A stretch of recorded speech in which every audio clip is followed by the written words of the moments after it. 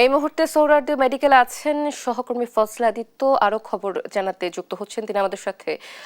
আদিত্য, নিশ্চয়ই শুনতে পাচ্ছেন আমাকে?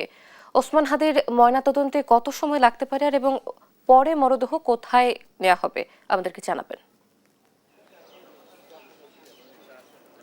অতসী মর্গে কিন্তু ওসমান হাদির যে মরদেহ সেটি কিন্তু হিমাগার থেকে বের করে কিন্তু অর্থাৎ হৃদরোগ ইনস্টিটিউট যে হিমাগার ছিল হিমাগার থেকে বের করে কিন্তু কিছুক্ষণ আগে কিন্তু এই সোহরাওয়ার্দী মেডিকেল কলেজ হাসপাতালে ফরেন্সিক বিভাগের যে মর্গ রয়েছে সে মর্গে তার ময়নাতদন্তের প্রক্রিয়া চলমান।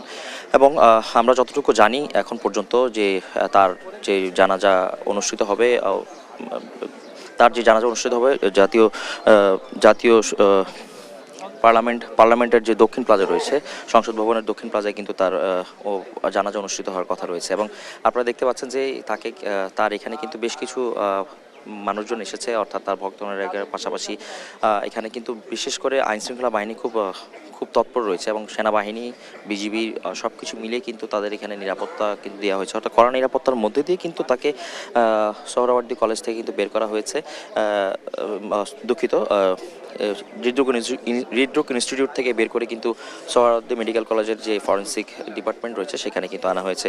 এবং আপনাকে একটি জিনিস জানিয়ে দেয় যে তার যে এই মর্গের প্রক্রিয়া শেষে, অর্থাৎ তার যে ময়নাতদন্তের যে প্রক্রিয়া, সেই প্রক্রিয়া শেষ করেই কিন্তু মূলত তার যেই তার যে প্রক্রিয়া, অর্থাৎ সেই প্রক্রিয়ার সাথে সহায়তা করবেন কিন্তু একটি ফাউন্ডেশন রয়েছে,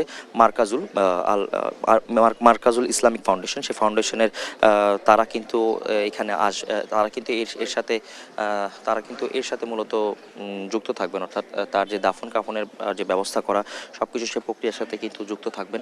আপনারা লক্ষ্য করলে দেখতে পাবেন যে এখানে কিন্তু বিভিন্ন বিভিন্ন স্তরের নিরাপত্তা দিয়ে কিন্তু পুরো সোহরাওয়ার্দী মেডিকেল কলেজের যে ফটক রয়েছে, পাশাপাশি যে ফরেন্সিক বিভাগ রয়েছে সেই বিভাগের সামনে কিন্তু কড়া নিরাপত্তার মধ্যে দিয়ে কিন্তু রাখা হয়েছে। এবং এখানে কিন্তু তার যেই অনুসারীরা রয়েছে তাদের কয়েকজনকে কিন্তু আসতে দেখেছি, কিন্তু নিরাপত্তার কারণে অনেকে হয়তো এইখানটায় প্রবেশে নিষেধাজ্ঞা রয়েছে। অর্থাৎ এই প্রিমিসেস, অর্থাৎ এই মেডিকেল প্রাঙ্গণে, অর্থাৎ তার মরদেহ যেখানে যেখানে যাবেন সেই প্রক্রিয়া চলমান অবস্থায় কিন্তু বিভিন্ন জায়গায় কিন্তু যাতায়াতে নিষেধাজ্ঞা দেওয়া হয়েছে। তবে এখন পর্যন্ত আমরা যতটুকু এখন পর্যন্ত জানতে পেরেছি মূলত তারা হয়তো এই এই এই পুরো এখান থেকে কিন্তু তাকে কিন্তু নিয়ে যাওয়া দাফনের ধোয়ার লাশের যে প্রক্রিয়া রয়েছে, অর্থাৎ দাফনের পূর্বে যে প্রক্রিয়া রয়েছে সেই প্রক্রিয়া পরবর্তী সময়ে কিন্তু তাকে আমরা যতদূর জানি 2টা নাগাদ কিন্তু তাকে সংসদ ভবনের যে দক্ষিণ প্লাজা রয়েছে সেখানে কিন্তু তার জানাজা অনুষ্ঠিত হবে। জানাজা অনুষ্ঠিত পরবর্তী সময়ে কিন্তু তাকে কিন্তু ঢাকা বিশ্ববিদ্যালয়ের যে জাতীয় কবি কাজী নজরুলের যে সমাধি রয়েছে সেই সমাধির পাশে কিন্তু তাকে শায়িত করা হবে। এখন পর্যন্ত আমাদের এই তথ্য আমাদের কাছে আছে। এবং তাকে কিন্তু সেই জানা যায় কিন্তু আমরা যতটুকু জানি যে রাষ্ট্রের গুরুত্বপূর্ণ ব্যক্তিবর্গগণ এবং বেশ কিছু জনগণ, মানে আপামর জনসাধারণ সকলেই কিন্তু এই জানাজায় অংশগ্রহণ করবেন। এই অংশগ্রহণের কথা ভেবে কিন্তু ডিএমপি থেকেও কিন্তু বেশ কিছু নিরাপত্তা নেওয়া হয়েছে আমরা যতদূর জানতে পেরেছি। এবং সেই সব কিছু মিলিয়ে তার যেই রাষ্ট্রীয় শোক পালিত হচ্ছে এবং তার যে প্রক্রিয়া তা কিন্তু চলমান রয়েছে। অতসী।